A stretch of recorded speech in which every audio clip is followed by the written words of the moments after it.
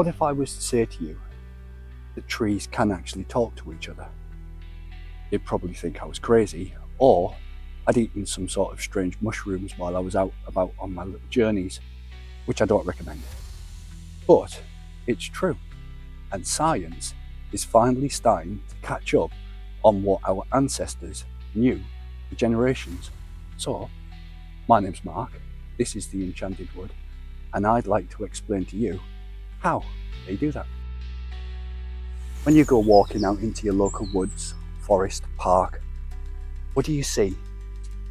You see the green of the leaves, branches, listen to bird song, see the occasional squirrel.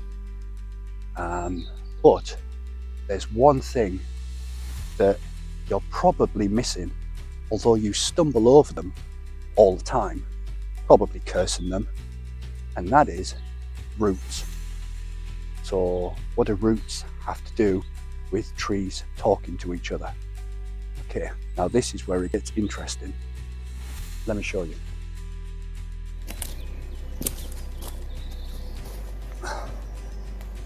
Okay, so we tend to get a little bit overawed by all of this that's going on above us, but just as importantly is everything that goes on below us, and that's down to these things.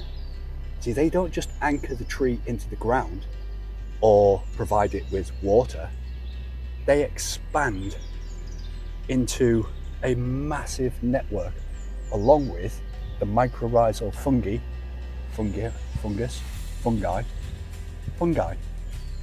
to expand into a massive network that not only transfers nutrients but also transfers information. How do we know this? Well, scientists have discovered that after injecting one tree with special dyes or chemicals non-harmful to the tree that they can track, they've discovered that from one tree those chemicals can then be transferred to trees tens of yards away, if not hundreds, which is pretty cool. But why?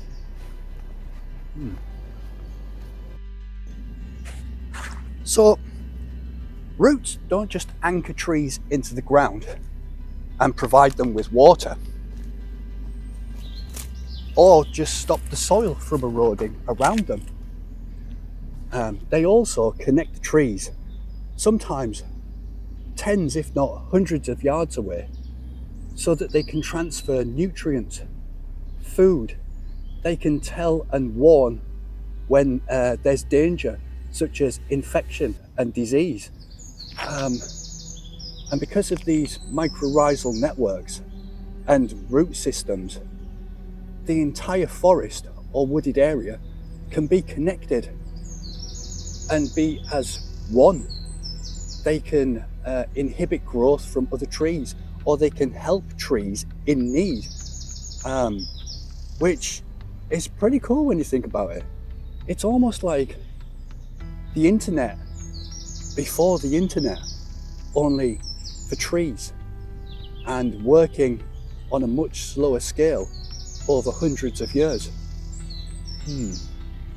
It even extends to keeping trees alive that you wouldn't think would be. And I'm going to see if I can find some.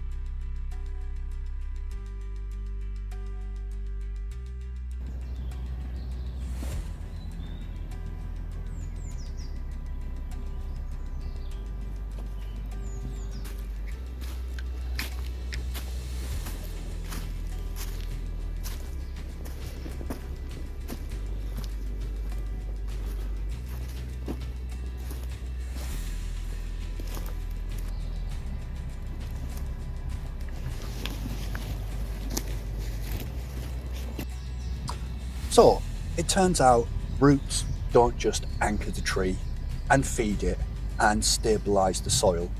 We've discovered that they pass nutrients to each other. They feed the young.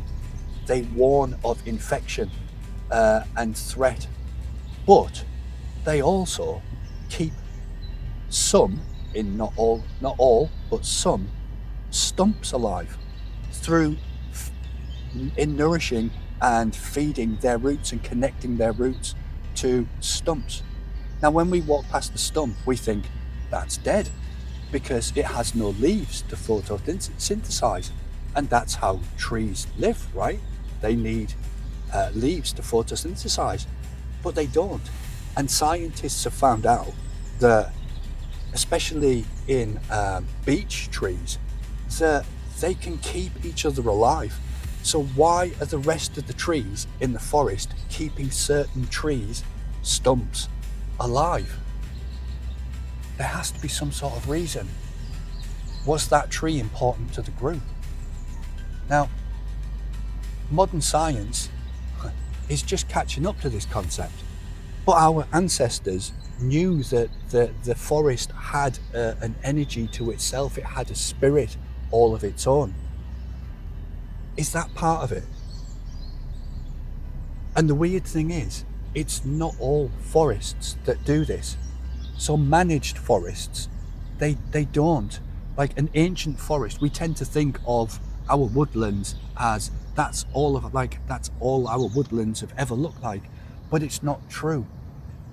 Like 5% of the UK now is wooded, and from that, only a small percentage of woodlands is classed as ancient. The rest of it is man-made, it's planted, it's managed. And managed woodlands, we've discovered, or scientists have discovered, don't act in the same way as natural ancient forests. Managed trees are disconnected, their roots are cut off from each other.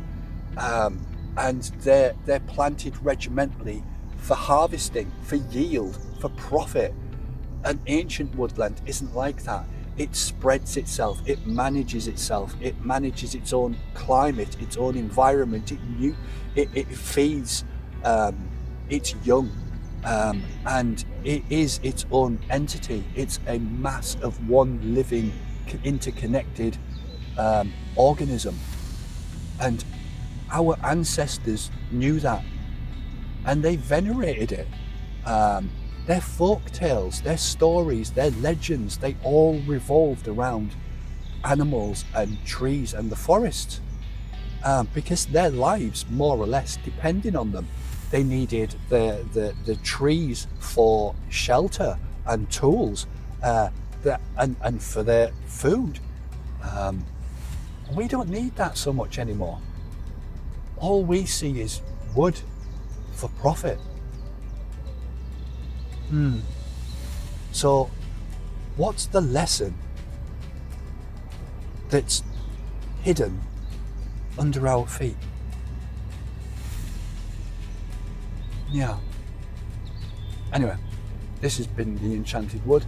I've been Mark, and that's just a small look at what goes on underneath our feet, which is huge and hidden. Anyway, until next time, stay enchanted.